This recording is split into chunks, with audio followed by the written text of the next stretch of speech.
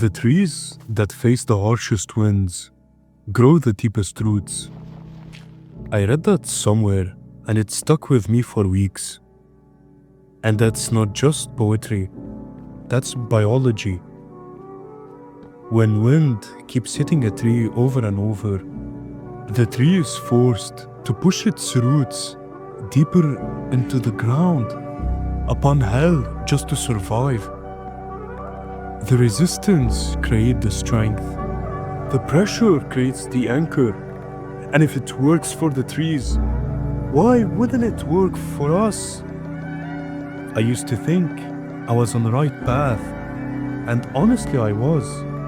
I was working out, reading daily, trying to become better, showing up for myself in ways I never had before. I wasn't perfect, but I was moving. I was growing. I had momentum. And then life hit me with something I didn't see coming. An operation that changed everything. Suddenly my body wasn't mine anymore. The things I used to do to feel strong were taken from me. I couldn't move the way I wanted, couldn't train, couldn't show up physically the way I was used to. And in that limitation, something inside me broke. I let the circumstance dictate who I became. I let it control how I saw myself, how I treated others. I became someone I didn't recognize, someone bitter, someone angry, someone who pushed people away because I didn't know how to process what was happening to me. And that's what killed me the most. Not the operation, not the physical pain. It was looking in the mirror and realizing the person staring back wasn't me. I had let something external rewrite my entire identity, and I hated myself for it. There were nights where all I wanted was rest. And I don't mean sleep. I mean the kind of rest that doesn't require waking up. I thought about death, not because I wanted to die, but because I was exhausted. Exhausted from fighting a battle I didn't sign up for. Exhausted from being stuck in a body that felt like a prison. Exhausted from watching myself become someone I never wanted to be. But somewhere in that darkness, I realized something. It was all inward. The circumstances were real, yeah. The limitations were real. But how I responded to them was a choice. How I treated myself in my own mind was a choice. How I let it affect the people around me was a choice. I had been blaming the situation for who I became, when really I was the one holding the pen. I was the one writing the story. And I had been writing a tragedy when I could have been writing a comeback. I mean, look at the palm trees. When a hurricane comes through, it strips them down to almost nothing. Bent over, broken looking.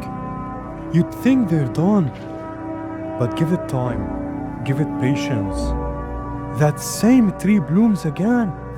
More beautiful than before, more resilient than before.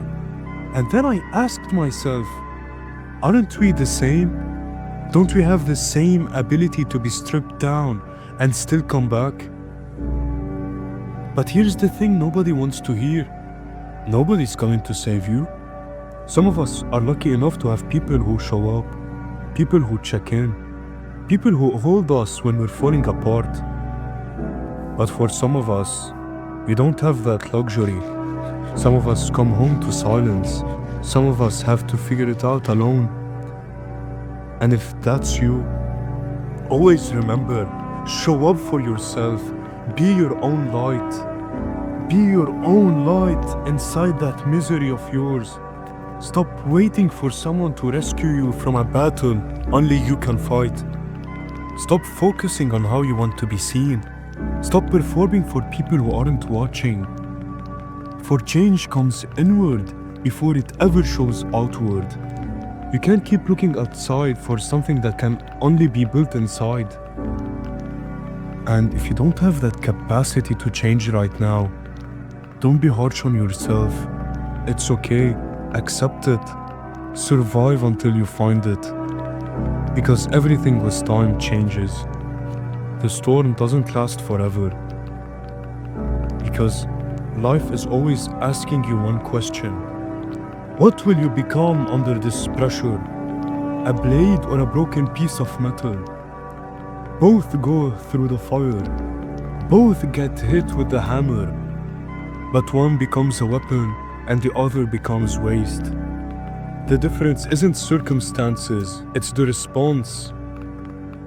For life does not choose the worthy, it chooses the willing, the one who endure long enough to turn suffering into strength, the ones who turn fate into character.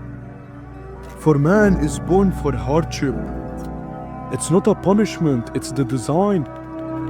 Remember, it is not what happened to you that matters, it's how you meet it.